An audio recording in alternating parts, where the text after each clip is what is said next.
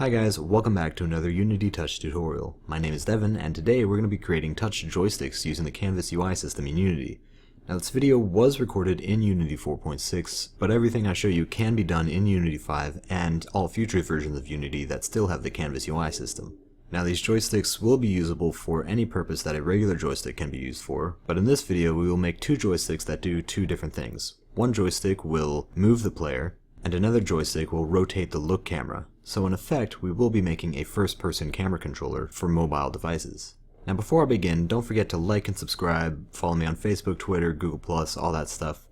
It really helps out the channel and encourages me to make more videos more often, so I really appreciate it. Yeah, so without further ado, let's get started. Now we're going to want to make a first-person camera controller that is controlled with a touch joystick. Now the cool thing about this in 4.6 is the good people at Unity Technologies have already actually done a bulk of that work for us.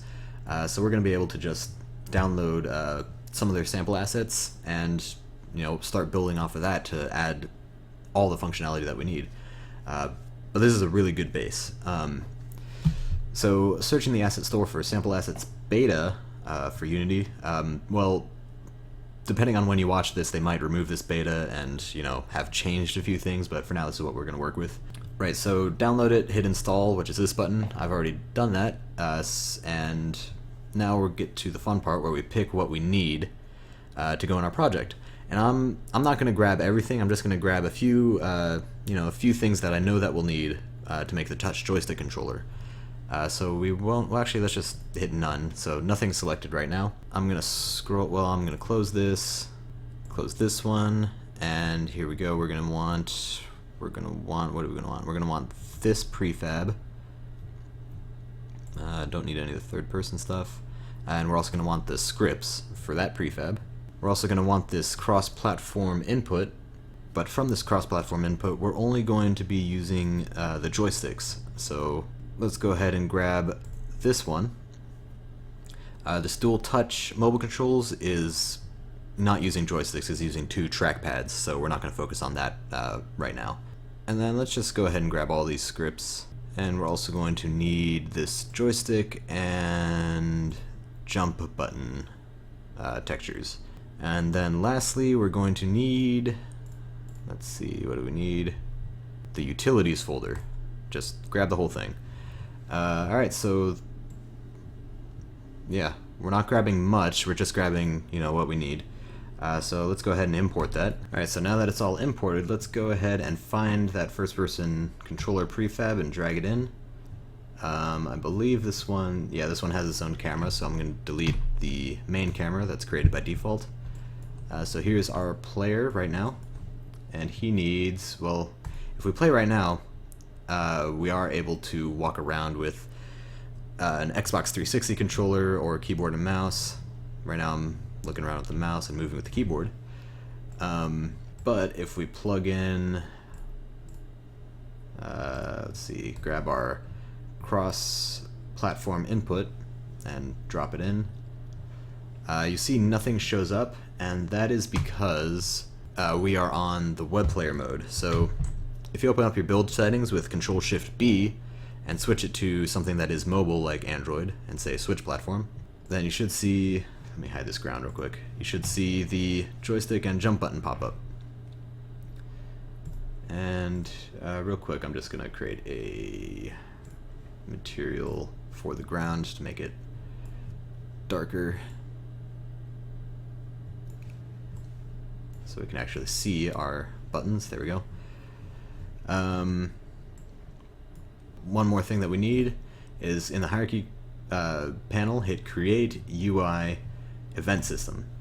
Without the event system, the UI components are not going to be able to detect pointer events. So when you tap or click down, it's not going to recognize that unless you have the event system. So now if we hit play, we drag this around. You see that he moves, so there is some connection there, but you also see that the joystick kind of snaps to the corner down here. Don't worry about that, we will fix that in this video, and these are our beta assets, so can't be too harsh on them. But those things all work, and if you build or use Unity Remote, those should work as well. And to be able to do that, you have to make sure that this window up here, mobile input, which will only show up if you have imported all the assets that I imported, make sure that enabled is checked, or grayed out, I guess. And then you'll be able to move. If you disable it, then these components should be hidden and you will be controlling it with mouse and keyboard again. But I'm going to enable that. Right, so first things first, let's fix that joystick so it doesn't pop down in the bottom corner anymore. We need to go to the scripts folder. Actually, we could just click on our mobile joystick and double click on the script there. Alright, so we've got the joystick open. And you'll see right here, it is already trying to cache the start position so we can return to it later. If we search around, you'll see that they're using it right here on pointer up. So when the pointer, or the mouse or the finger is lifted, it should go back to the start position. However, this is not being set on enable for some reason. We could just go ahead and change that to start. And if we go back to Unity and hit play, now the joystick is constrained, or well, it was always constrained, but now it snaps back to its original position where it should be. One more thing about the joystick is you'll notice that it's clamped to a square. Now normally it would feel a little more natural if the joystick was clamped in a circular motion, so let's go ahead and do that right now. Let's go ahead and go back to MonoDevelop, and before I do anything else, I'm actually going to start tagging my changes that I've done to this script, so they'll be easy to find later. And I'm going to show you a cool trick in MonoDevelop real quick. If you open up the Tools panel and hit Options, then go down to Tasks, you'll notice that there's this token list right here. So there's a to-do and a fix-me, those are pretty commonly used, and you'll notice if I write one that says to-do, it'll highlight it in yellow.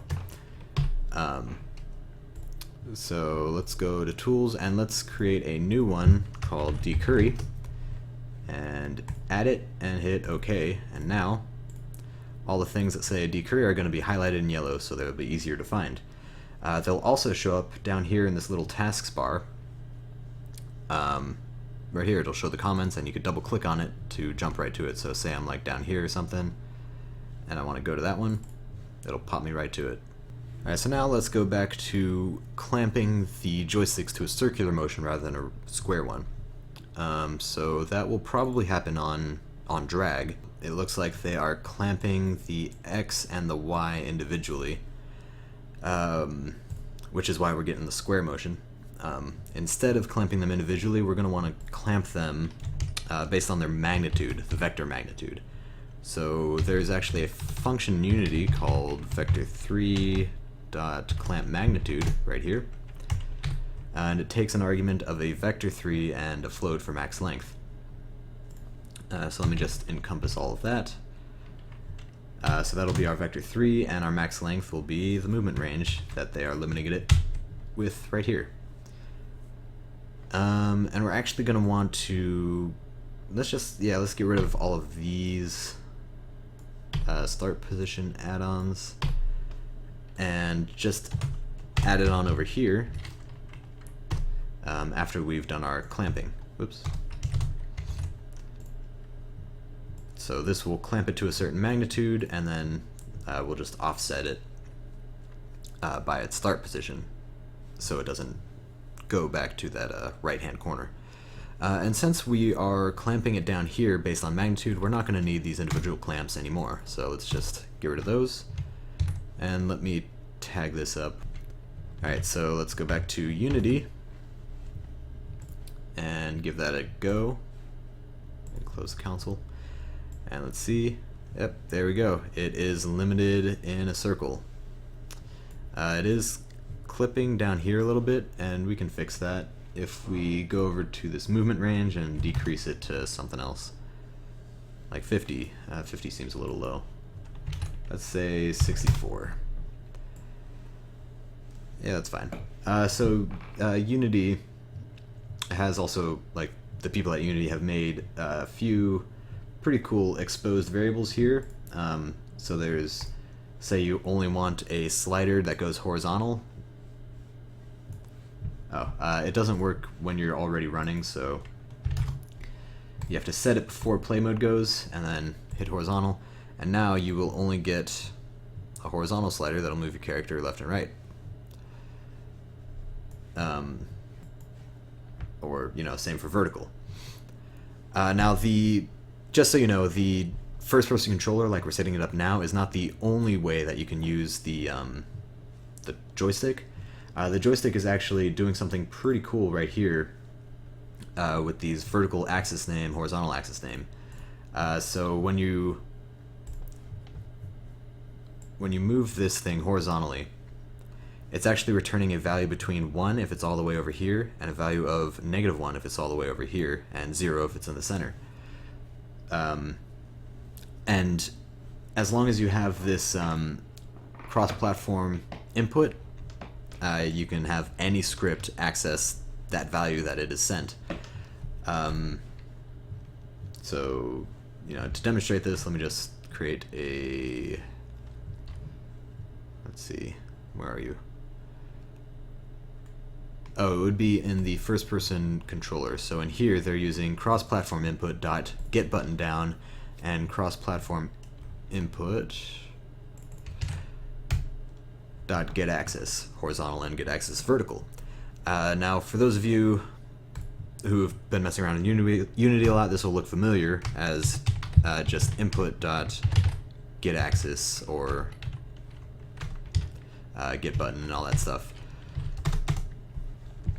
I'm not going to go into that now, but just know that you can, you know, use this in any script. And we're actually going to do that right now in this first-person controller script. We're going to create a new joystick type. So right now, oops, what did I do? Oh, yeah, let's just, yeah, why not? Let's live. GetAxis and horizontal. Alright, so if I play after putting the semicolon in the right place, I start moving this thing around, you see that it's getting -1 down here, and now +1, and values in between. Right. So that's cool. Let's get rid of that. Right, so right now if I play the game, we are able to move around with this joystick, but we don't have any way to look around. We could jump, but we can't look. So we can fix that by creating a new joystick. Let's call this one look, and let's move it over. There we go. So when I was using that GetAxis horizontal, that was just, you know, whatever this value is, that's the one that I wanted to grab. So I can actually make my own axis. I'll call this one horizontal look and vertical look. Oops. And save that. And now, if I go into Unity, I could do this sort of deal and just say, look, and here, if I change both of those, you'll see that if I hit play, my character will no longer move from this joystick because this joystick is horizontal and vertical, and I'm telling it to look for horizontal look and vertical look. So if I switch over to this one, since those have the right ones and I move this, you can see I move around. So let's get rid of those. Actually, while we're on these things, I've noticed a little bit of drift while, you know, moving around, so I'm actually going to use GetAxisRaw. And what GetAxisRaw does is it just gets the hard, alright, it's -1, it's -1. Whereas GetAxis will see, oh, it's -1 now, but it was 0 last frame. Alright, let's kind of tween up to that. So it gives you a little bit of tweening between your joystick movements. You know, it works for some games, not for others. I generally, you know, like to use RAW. Alright, so let's get to work on making this work for our look. So if we scroll down a bit, we can see right here is where they do the rotate view based on mouse input. And, you know, if we're on mobile, we're not going to have a mouse. We're going to have our touch joystick. So I'm actually going to steal this little thing up here, the little if-def. So if it's not mobile, then we're going to do that. Else, if it is mobile, then we're going to do this. And what this is we're going to, you know, have our own mouse input variable. Except this one is going to use those, these up here. So it's going to make a new vector2 with an x value of horizontal look. And oh, let me scroll in a bit so it's easier to read. Horizontal look and vertical look for the Y.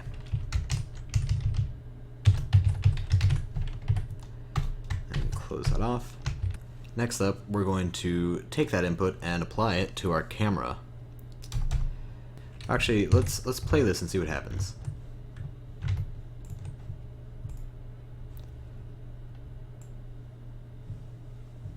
Alright, so it moves our camera a little bit, and that's because we are setting the value where we need to add it instead.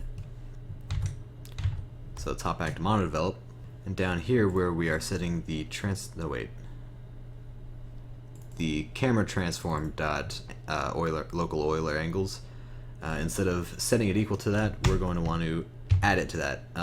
However, that is the same function that's used for if it's not mobile versus when it is. So mouse versus joystick.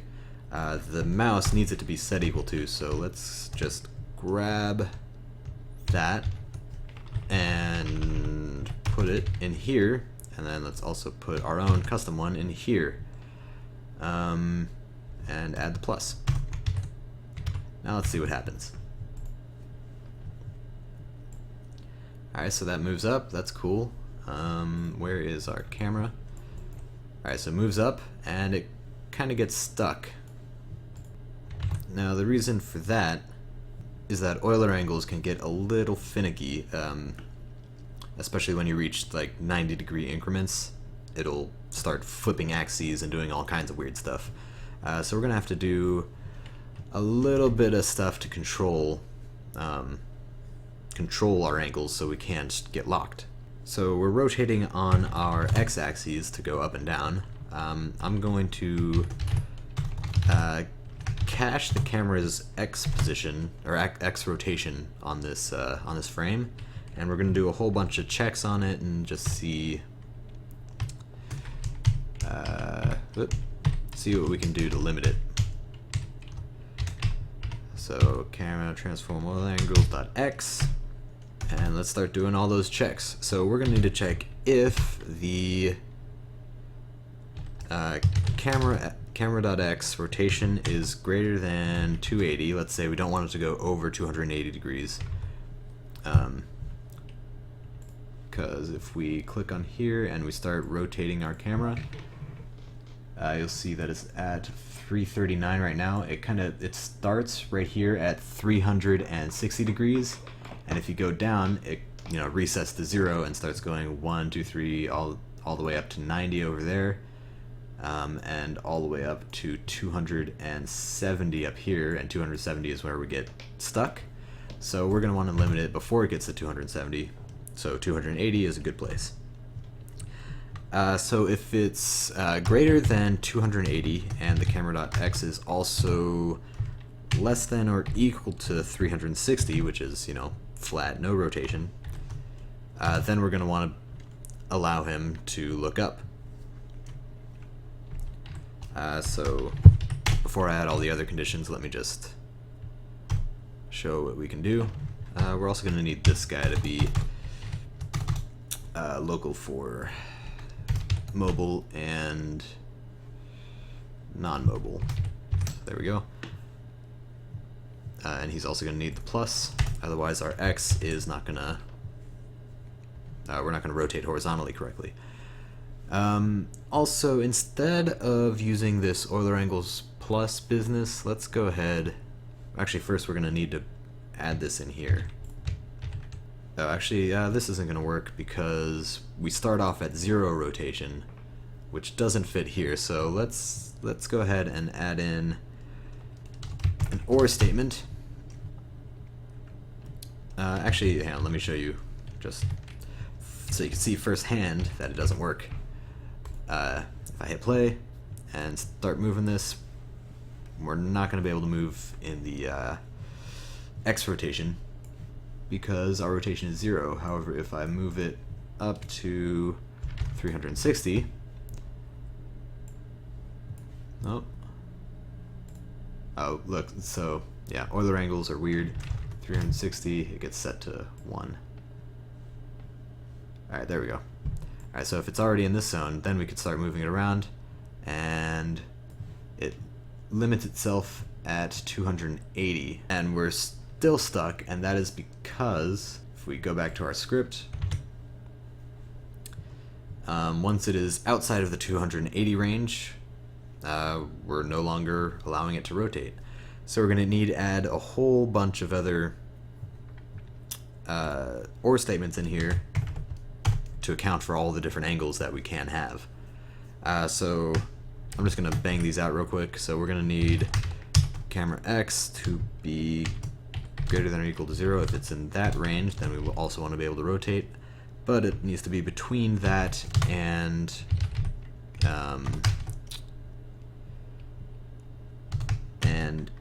80. So if I go and play that again, you see we're 0 here, and since we added that OR statement, we're able to move it. We can move it up and down, and once we go down enough to hit 80, then it stops and it gets locked. So now we're going to need to add another OR statement to allow him to move back in the correct direction if he is past that limit, for both of those.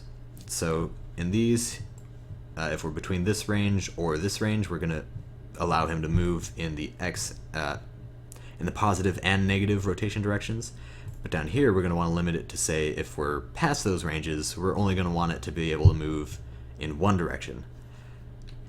So we're going to want camera.x, or camera x, if it is greater than or equal to 80, which is this limit here, and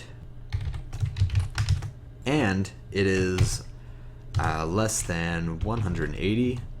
Here, actually, let me draw this. All right, so first off, white screens, I don't like them, so I'm going to make it black. So pretty much what's happening is we've got our coordinates right here, and let's say that this is our camera, right? Our camera, let's say, is pointing this way. This is the side view of our camera. Just pretend that's our camera pointing in that direction. And we want to be able to rotate it this way and that way. So over here, when it's at no rotation, it is either considered 0 degrees or 360. It's not really fun to draw with a mouse, but bear with me for a second. And if it's over here, then it can be considered either 0 or 180.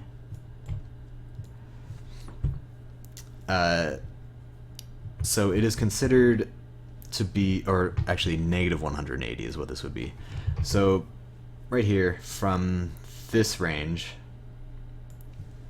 let me do that better, this range, this range sees this line as 360, and this range sees this line as 0. So the further we move along in this direction, we're actually going from 0 up to positive 90. Let's move that over here, actually. So once it gets to here, it's actually going to start going down until it hits 0.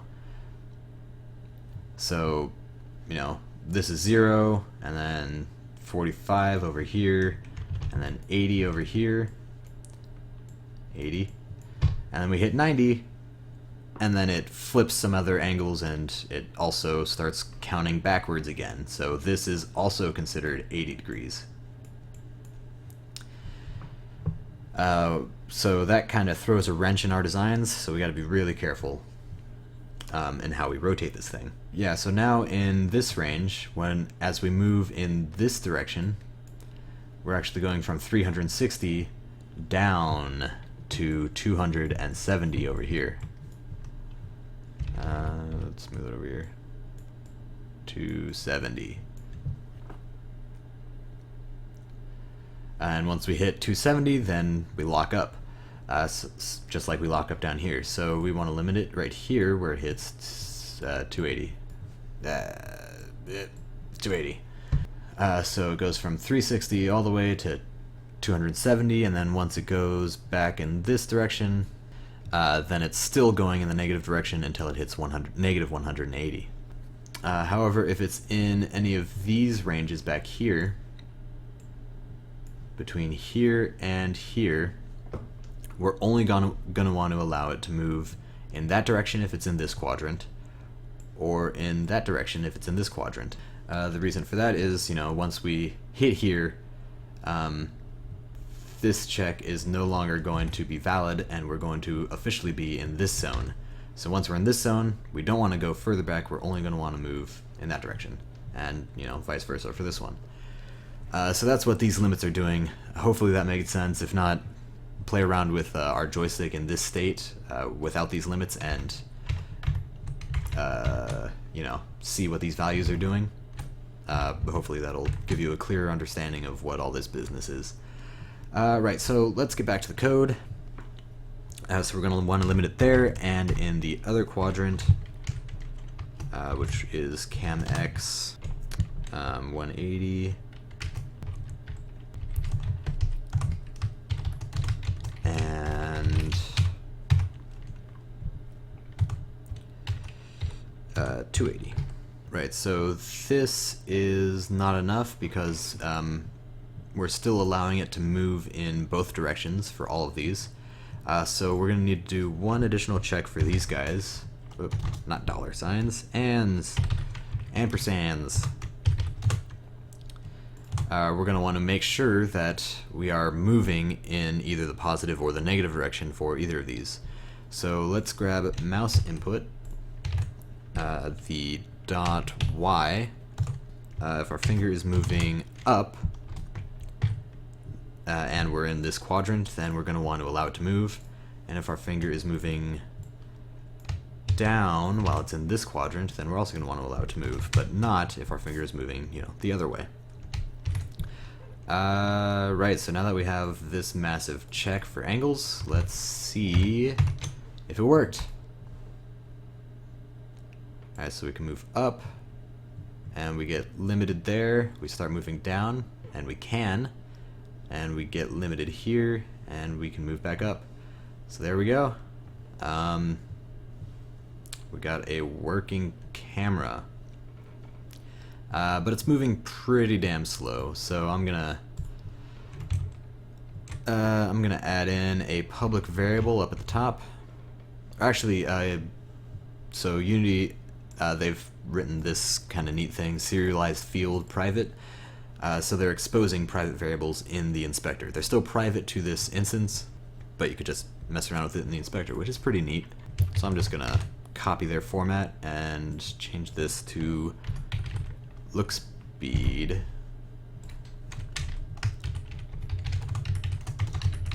and add my little tag there. Okay, so look speed. we're going to want to add it in here times look speed, and we're also going to want to add it in here times look speed. These ones we don't want to touch. We don't want to rotate our camera in the X or Z position, otherwise we'll get some weird tilting and stuff. So just leave those as is, or you can set them to 0 either way. Let's initialize that to, where'd you go? So initialize it to something like 4 maybe. Yeah, let's see. Oh no, I didn't update. Okay, look speed 4. Alright, so now we can spin faster. Alright, that feels pretty good. I mean, it's actually kind of fast. 3.